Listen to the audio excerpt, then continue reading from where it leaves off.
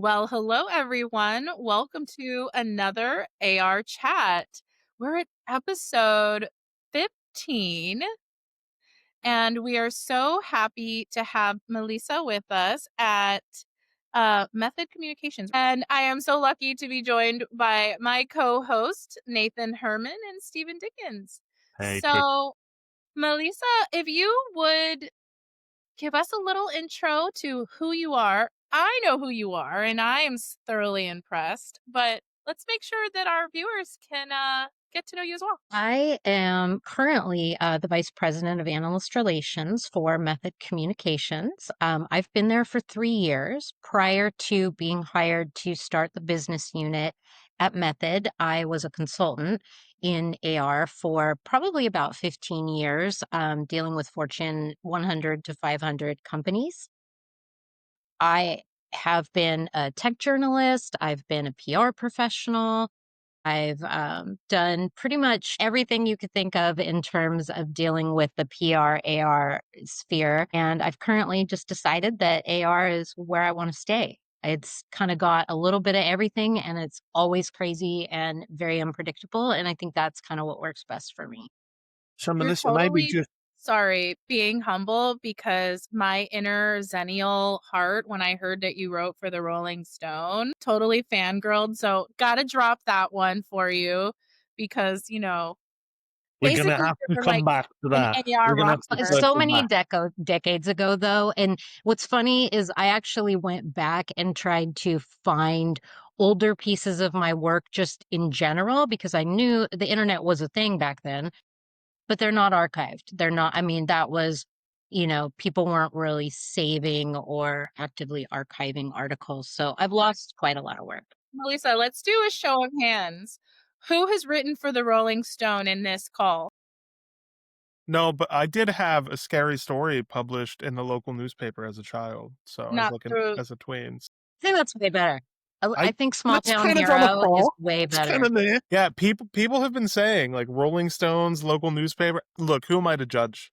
I know. But actually, before we get into Crystal's first question, which is always our first question, which is, how did AR start? Or who was the first AR person? I'd love to understand. I was just live LinkedIn stalking you. How did you get into analyst relations? Like Ooh, I journalist knew this background, PR is background. Like I would love to hear how you got into AR consulting, but yeah. Do we want to let Crystal go first? Because that's exactly where I want to go afterwards. And I think there's like 10 follow-on questions after that. Okay. Do we want to let Crystal do her thing and then we'll jump into that? Let's just jump in. Okay. Or let's throw caution to the wind.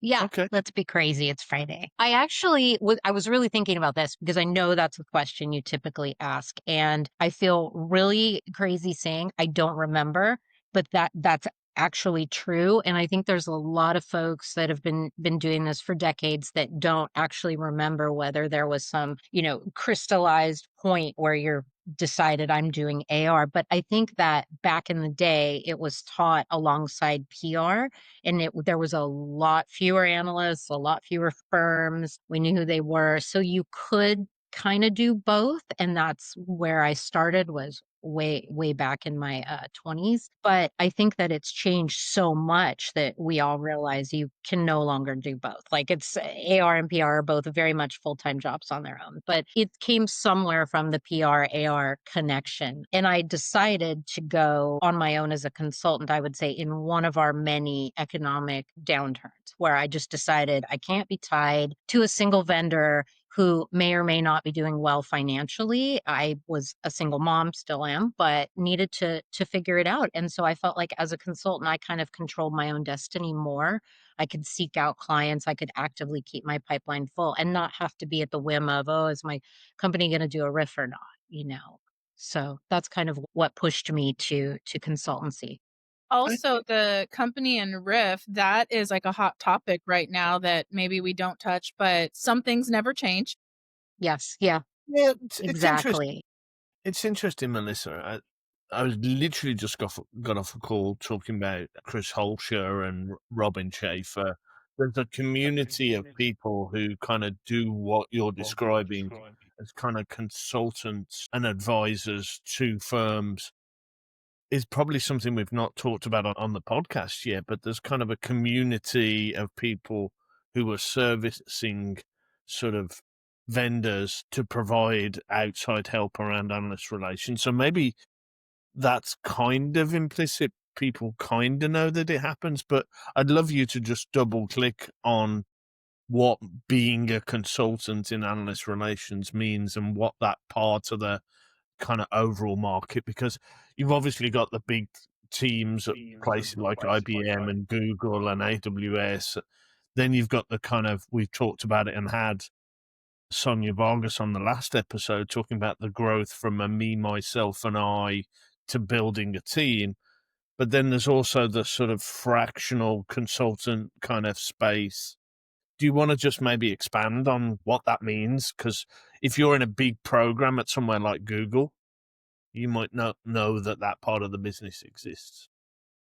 Gosh, I feel like that's the largest part of the business. I think that having big teams is pretty rare and is relegated to the giant enterprises. Most of the AR functions that I've consulted on or for are either for somebody that's a single in-house practitioner who's just drowning. They are tasked with these impossible things like make us a leader in the quadrant. We want to be in the wave. We want to be on the radar, like all of the things.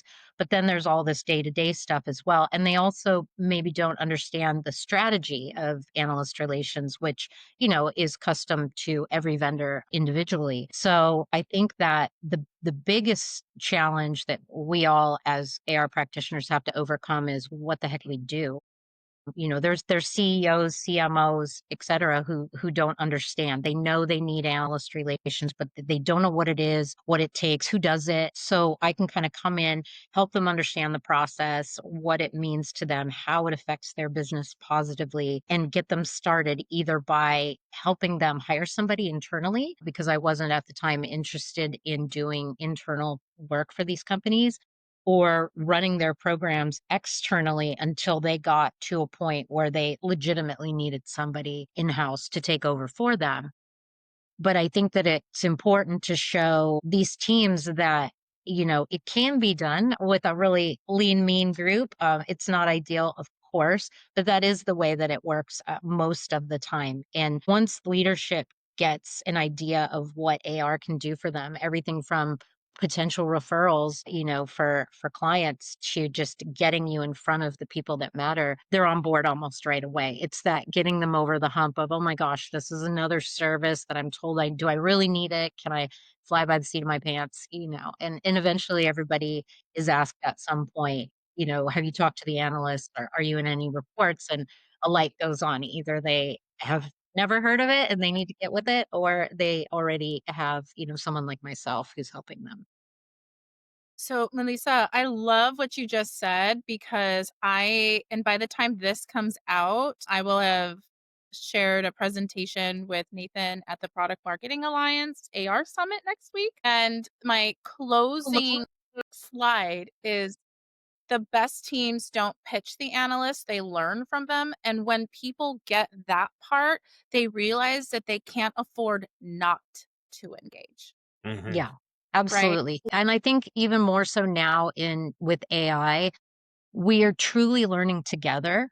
I mean, it's wild to say that, but I mean, if you think about it, the analysts aren't even the ones who are developing the products, it's our vendors. So they're learning right alongside the rest of us. And I think being in the position that I'm in, having a number of different clients building things in AI that are completely different, that's been really exciting because it's kind of given me that front row seat, to what's coming next, and watching the analysts as they formulate their opinions about it, as they connect the dots between, what vendors are doing and how far ahead they are. That's been really exciting. I'd love to hear a little bit more about what strategies or techniques, beyond what Crystal just shared, which is obviously true, the real value comes when you learn from an analyst, not just when you talk at them. But what strategies or techniques have you You'd be found the most? surprised how many of my calls, Nathan, look like that every week. But yeah, Yeah. carry on. Yeah, that's why you need good AR. Shameless plug. Yeah. Yeah, Talking at the analyst. Yeah, Exactly. you exactly. would be surprised how many people just Because everybody loves to be talked at, right? I totally love it. For 45, 60 minutes. To the heart of then my they're like, question, we left time for Q&A, but we blew straight past it. So here's the end of the call. to That the heart of, happens. That does happen. yeah, Mhm. to the heart of my question, what strategies or techniques have you found most successful in convincing executives to buy into analysts, or more specifically, to buy into AR programs? Great question. You know, the most I'd say the most important one is they were in a report and they don't have access to it. I know that sounds so crazy. Knowing that your name is out there on something out in the world and you can't read it or access it just drives you nuts. And I think that that's even more so at the leadership level. They definitely want to know what's being said about their organization. But generally, I've gotten inbounds when somebody has asked a vendor whether they have AR, or an analyst reaches out for some kind of a briefing and they're shocked. They don't know what to do. Oh my gosh, an analyst has reached out. We've heard these people exist. Like, prepare us. So that's been, strangely enough, one of the biggest entry points is that there's an immediate ask and So, they don't know what to do. in those cases where maybe they were mentioned in a report, so there's a showcase or citation, and there's FOMO, right? Like, I don't know what is being said about me. I'm missing out. Is it correct? Is it wrong? So that's obviously a strong motivator. But then have you found that it's pretty easy to go from there to the conversation that Crystal mentioned, which is, hey, here's the actual value of interacting with these folks on a daily basis or a weekly or monthly basis? Or do you find that there's still quite a gap to overcome between that first, like, oh, I can't ignore this, and this can actually change the business?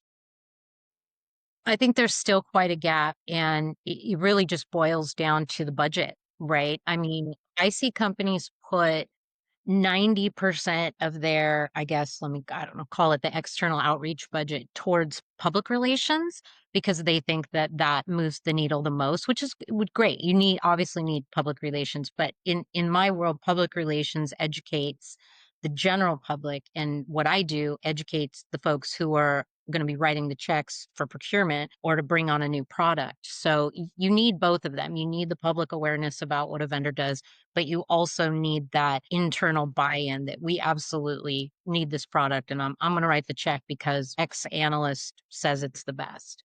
So And just I've literally seen deals close because of an analyst opinion when a company's been on the fence, like, wow, both of these vendors are neck and neck. I don't know which one to choose. It really comes down to which one the analyst said was best. so this, I mean, what you're describing is not a hypothetical situation. I'll give you a real-time example of this week. So I did a TV hit on one of the financial TV networks earlier on this week.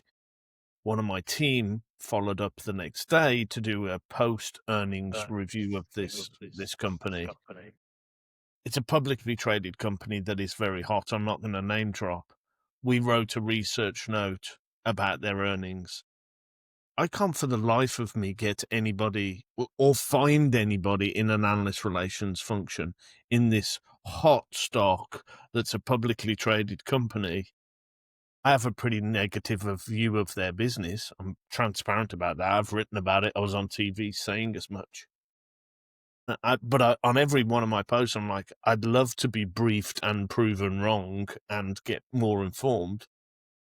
Tag them in the LinkedIn message and in the can't get anybody to engage. I genuinely don't think there's anybody at this company in AR. So this is not this is a publicly traded, fast moving stock. Crystal, I've asked you whether they've got anybody on AR. If you don't know, then probably they don't know. There isn't anybody. Can't find anybody on LinkedIn. You're on mute, by the way. But this is not, this is real. This is publicly traded, fast moving, big companies that just don't have an AR function. I'm happy to share it with you, Melissa, because maybe it's a lead for you. But Maybe it's an opportunity for you.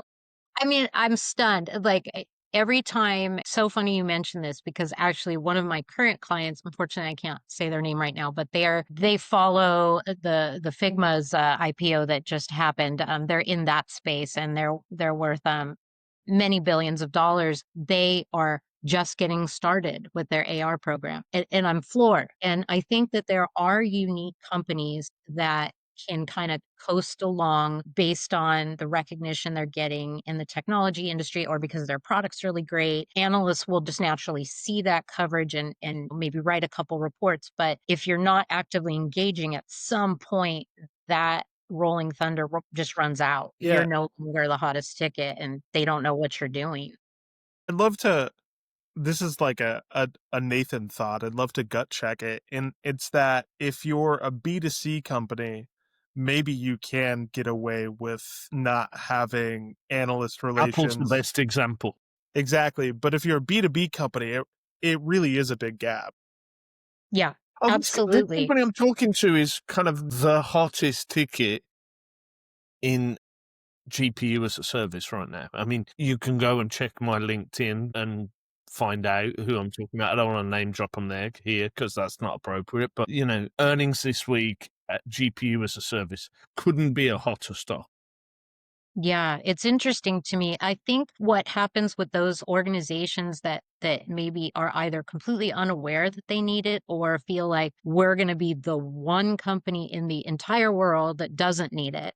I think they're fooling themselves because you can actually, like now that I'm on this program with this company, we're already seeing where the gaps are in understanding. We're in briefings where analysts are saying, we think of you this way, yet they've gone 100 miles this other direction and analysts haven't caught up because they've never been briefed. They haven't been updated. So I feel like it just does you a disservice as a company if you're not actively updating the analyst community because there are so many thousands of vendors. There's no way that analysts are sitting there watching your company, to see what you've posted on your blog or what latest press release you've put out. They've moved on. They have stuff to do. It's the onus is on you as a vendor to make sure that the analysts place you appropriately in their evaluations or the way they're writing about you, the way they're talking about you. Who doesn't want an army of evangelists out there for them constantly keeping you top of mind just in case,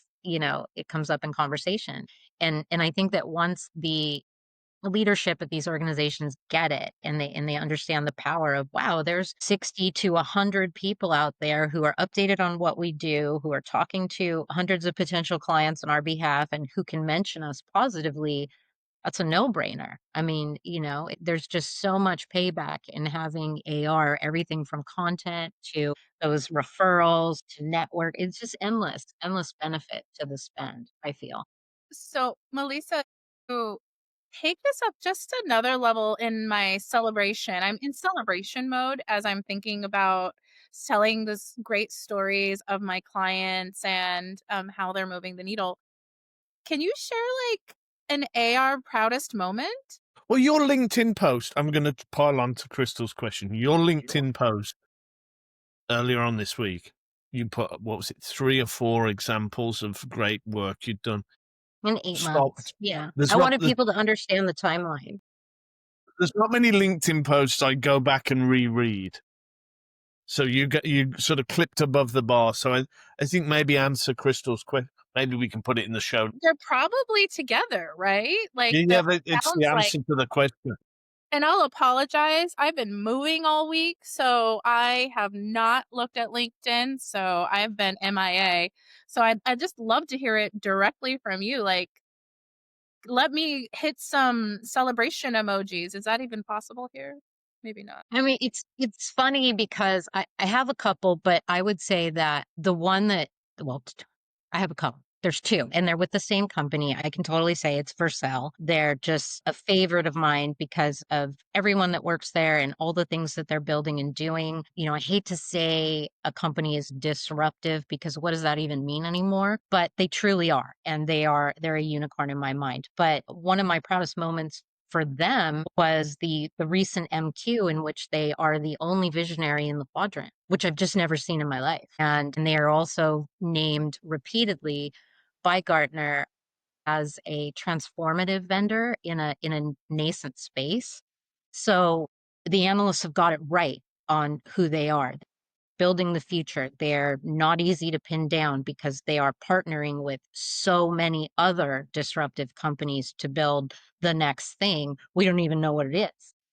And to put them by themselves in a visionary quadrant with their next competitor being like Cloudflare and AWS is amazing to me because of their size and just, the number of staff they have. But that same organization was also asked to meet with the Gartner Research Board, and I, in my decades of doing this, have never talked to the Gartner Research. I did not know they had a Gartner Research Board, and I think I should know that. So that was really exciting that they heard, Guillermo Rausch, the CEO of Vercel, on a podcast, and just loved what he was talking about and the way that he was describing AI and adoption, and asked him to speak to their members. And that is such an elite invitation to get to speak to the research board's, membership of CIOs. So that's just super exciting that he was recognized and asked to take part in that. And then I got to see a totally different aspect of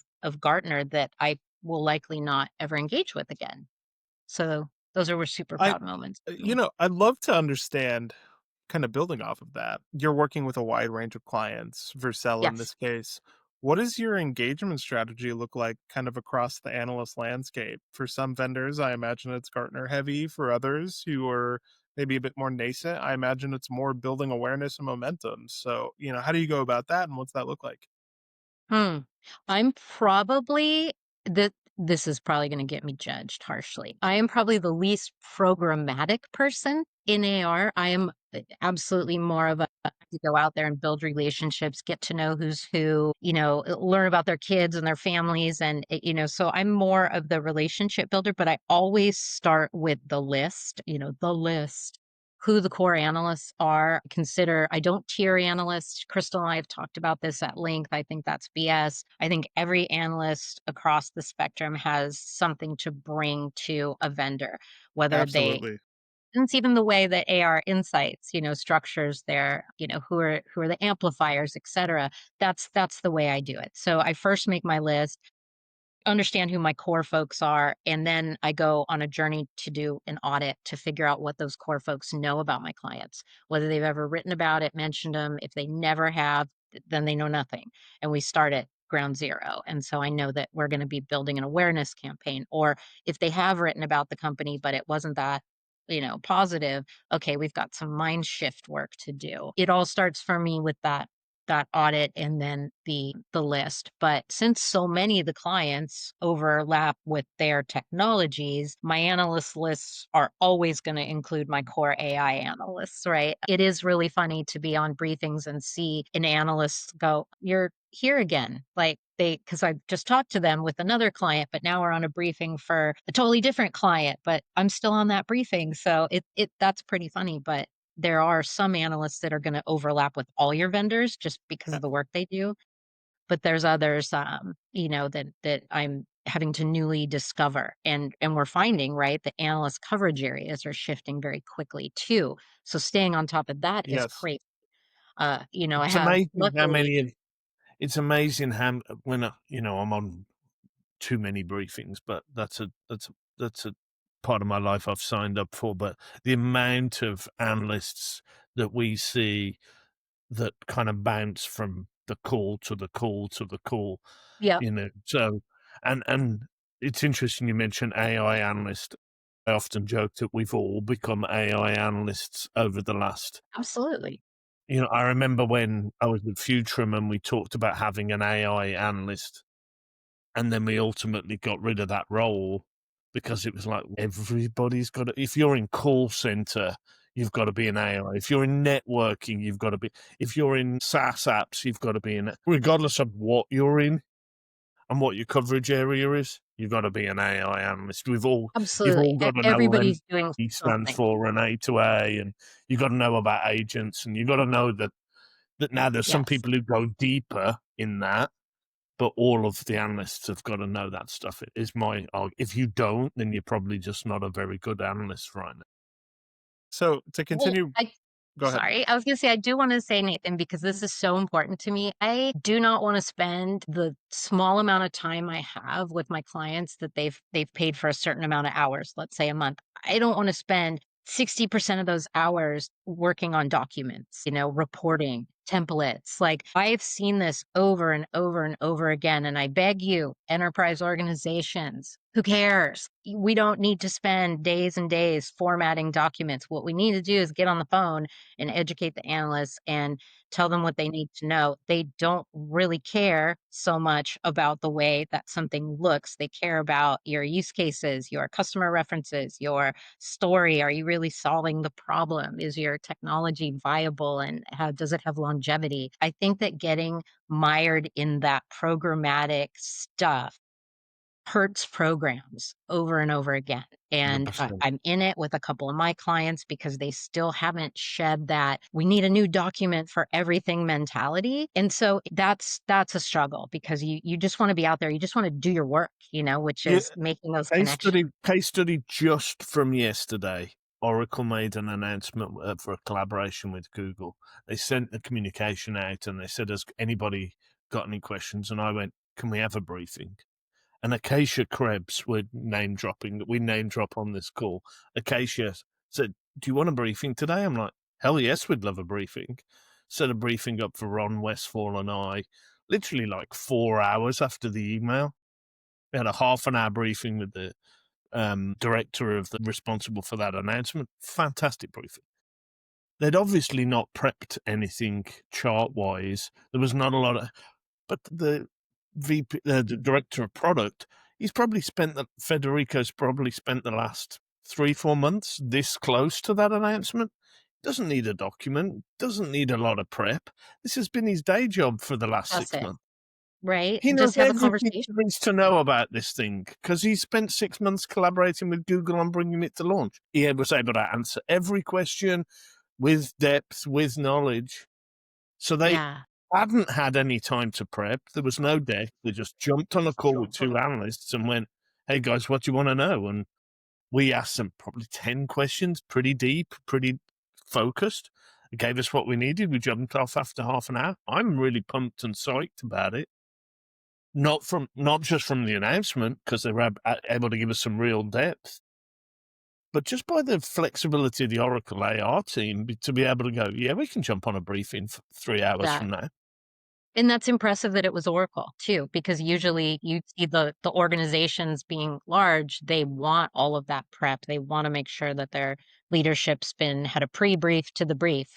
So Yeah, I so sit on a lot of prep calls for it, and I don't think like the enterprises understand that. And I wonder if analysts know how much, like Stephen, how much prep goes into talking to you. Like I have some clients who care so deeply and they're so nervous. And gosh, I wish I could just tell them they're just people. They want to have a conversation with you. They have questions. They want to know about your product. You don't need to be nervous. This is what you do all day, every day, but they view the analyst as this other entity, which is that's a good level of respect. I mean, you guys deserve that hearty respect, but I think that it should be more organic. I think the conversations should just flow. And I have seen the most interesting things come out of conversations that just kind of took their own direction between, let's say, product marketing and an analyst. And percent. product names were changed or the direction of the product was completely changed in that half hour. And that's what's exciting to me. Mm-hmm. Melissa, it makes me think of this conversation that I have a lot with Brandon Davis at Logic Yes. Monitor. My favorite friend. I love Brandon. He's awesome. So fantastic. And when you said, like, not to be nervous, these are people, it makes me want to pull on this string that we talk about a lot here, in that we kind of have a branding issue, right? With the The analyst. And it's like, analyst. think of the analyst as a partner. If you think of someone as in a partnership, it demystifies things, right? And it makes you realize we're rolling up our sleeves. We're going to work through this together, Yes. right? And I think that uh, when you put everything around research, it does really create a moat, Mm-hmm. because I think, oh, it's this academic thing, but it's like, Well, actually, it's a document that's explaining what you do and where your strengths are. Well, Compare let's pull on that for a minute. So when I worked at Spotlight, part of what I did towards the end of my time there was just talk to analyst firms, establish relationships, learn about them. And I went and talked to ESG, Enterprise Strategy Group, for those of you who don't know, now owned by Omdia. And I believe I was speaking with, I don't want to get the name wrong. So I was speaking with someone in a leadership position at ESG who has since retired. And one of the things that he said struck me as profound in that at the time, ESG was, and hopefully will always be, fundamentally opposed to the idea of an evaluative report because they felt that they cannot partner with a vendor on roadmap, on go to market, on all those issues, and then turn around and compare them to their peers. They felt that was disingenuous and not fair. And I think that part of the reticence to engage openly and authentically with analysts at times does come from, and I'm not going to just blame Gartner, but I'm going to use Gartner as a stand in here, the magic quadrant, right? I mean, that is on the record, tons of data about financials, about company health, about product roadmap.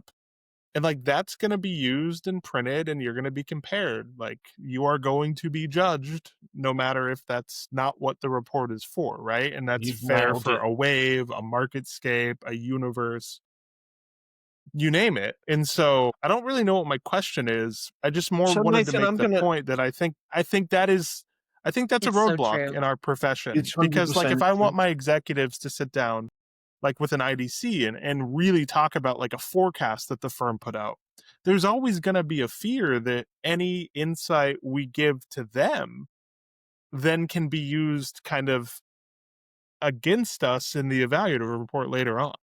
So Nathan, Nathan, you 100%, don't. I want Stephen 100%. to. So I'll put a little bit in and then go to you, Melissa. Literally, I am elbow deep on an advisory engagement with a client at the moment. We are building out their software strategy. We are tearing it all apart, creating new content, creating new architectures. And I had to have this conversation. The VP who pulled me in of product knows me and knows my style, but he pulled his team in, and you could tell that they were wrestling with exactly the problem that you just mentioned. This guy's an analyst. He's going to evaluate us. We're now going to show this guy our dirty laundry. This is uncomfortable. And I had to get over it with the guys, and I don't do comparative research for exactly the reason you just described. I'm like, hey, Yeah. guy, you can show me all your dirty laundry. You can tell me where stuff is broken, because there is a line of that's an internal inquiry and advisory part of my business. And there is a public commentary and white papers and, asset part of my business. But there is not a comparative analysis part of my business. Because you're not going to open up and tell me about all your dirty laundry and all the things that are broken if then I'm going to write a comparative analysis of how you compete against your peers. So I think you're absolutely onto something. I don't know how you do that as the analyst at 6 months of the year who's not writing an MQ at Gartner. I just don't know how you can compartmentalize your brain to be an advisor on strategy and things that are broken, and then 6 months of your year evaluate a vendor to do an MQ. And that's not to say it doesn't happen. Like if by chance there is a Gartner but I like genuinely that would be an open invitation. I would love to understand more, and I'd love to get your insights as well, working with so many different clients, Melissa. I think you're right. And also, you look at the longevity of these evaluations, they're out there in the world for a year. Many companies have, by the end of that year, are a lot of them are just different companies, because they've had a bunch of product releases since the MQ came out, or they took to heart that they didn't place where they wanted to. So they, put a lot of money into development or something. So I think that, there's always this ongoing conversation about by the time these evaluations come out, are they already old? There's that kind of a thing. So companies are nervous Keep about. them trying to fix that with their announcements I this know. week. I saw that. Good luck to That's a Daniel. whole different can of worms.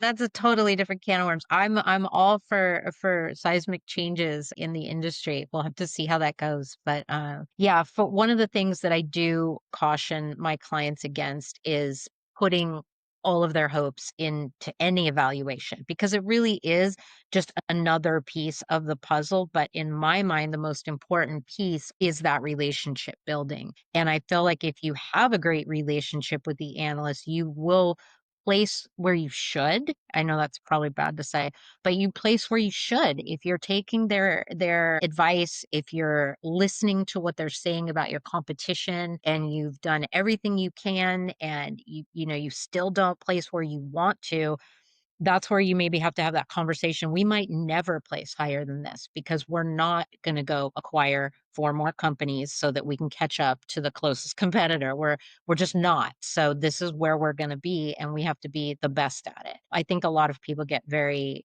upset when they don't place in the leadership area of something, but you have to look at how many vendors weren't mentioned at all. Out of all the vendors in the world, there was 12 mentioned. I mean, that's still quite a compliment to be included. And I don't think people look at it properly, right? No, they Any don't. evaluation is great. They they don't. Like evaluative research is such a high bar, and I'm gonna mute myself because my dog is barking. But just to That's be Going fine. Nathan. to be in the conversation of whether it's a niche player, a visionary, a challenger, a leader, or an honorable mention, like that is That's validation. huge. No, that Like is huge. It's like that is being nominated validation. for an Academy Award, right? It's still a Yeah. very big deal. That's actually a great point. Actors all the time, literally, even if they never win an Oscar, it's like Oscar nominated or, Academy Award nominated. Right. Maybe Why aren't that we is a putting that mindset. on our headlines? Magic Quadrant nominated. Maybe that is a mindset shift that the industry could benefit from to be so less focused on the outcome of a report placement. It's interesting for Absolutely. me, And all the Nathan. work that goes into it. It's interesting for me Sorry. that a couple of them have just dropped. The one for cloud providers is one I track. So literally Google, Microsoft, AWS, Oracle all got into the leaders and they're all taking the victory lap on LinkedIn. And I'm like, well, it's kind of obvious to me that the 4 biggest hyperscalers were all going to be leaders. You're all taking a victory lap. Kind of For what? that's no use to anybody. Maybe I'm cynical, but like the 4 biggest cloud providers all became leaders in the Gartner Magic Quadrant. Yeah, that really Shocking. helped. Wow. It's like, Ford make cars and I should look at a Ford if I'm thinking about a car. Geez, who would have known? So So I mean, maybe there's more detail. Maybe I need to read the report. Maybe I need to spend 3 hours understanding it. Maybe I'm doing them a disservice. yeah, for sure. Yeah, but You should always read the report. yeah.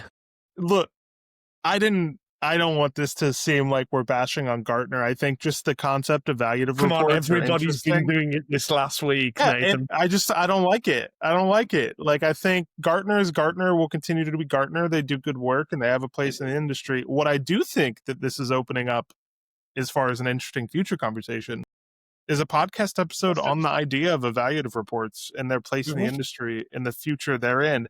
But for today, I think because we are at about 40 minutes, we should transition to the last kind of segment of our conversation, which is, Well done, Nathan. where do you think, thank you, I'm good at this. Where This do you is think why this it takes 3 hosts to do this podcast, right? where do you think this industry is going, whether that be in the sense of analyst relations, in-house or consulting like yourself, or analyst firms? This could be 5, 10, 1 year.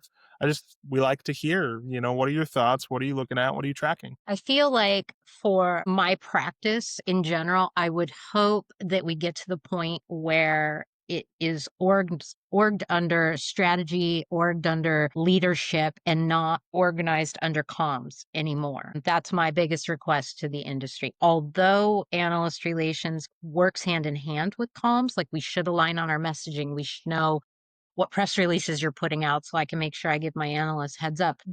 I work across all business units, but it is such a strategic position and it's just sat in this weird dark corner with its little red stapler for so long that it needs to be put up where it should be. And, props to Logic Monitor, one of my clients. Brandon obviously leads AR there and is one of my greatest partners. They get that AR is very important, that it is moving the needle for them as a smaller organization trying to compete against giants.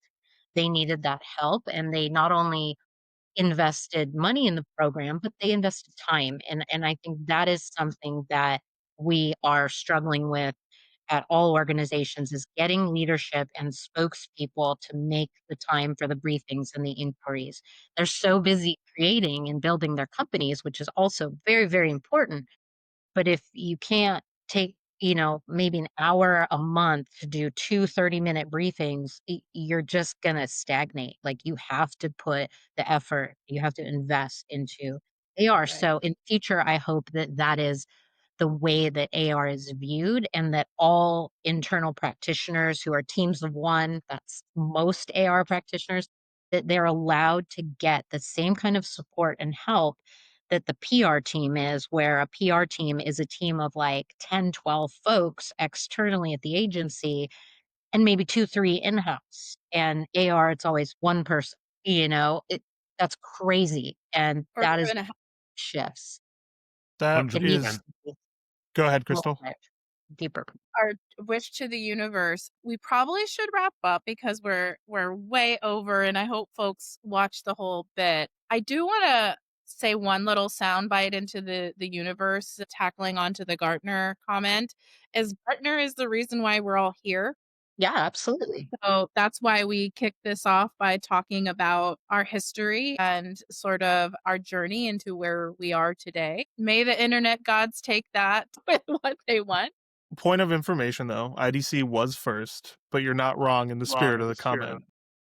Right. So with that, I just want to close us out. Melissa, thank you so much for joining us, sharing your wins, your aspirations for the industry. That's exactly why we exist here, is to celebrate and honestly raise awareness and say, hey, there's a really important thing that you could be missing on. And all we need is a little bit of partnership and commitment to our AR cheat code for technology growth. So that's a wrap. It's episode 15. I look forward to seeing you all on the interwebs. See you later.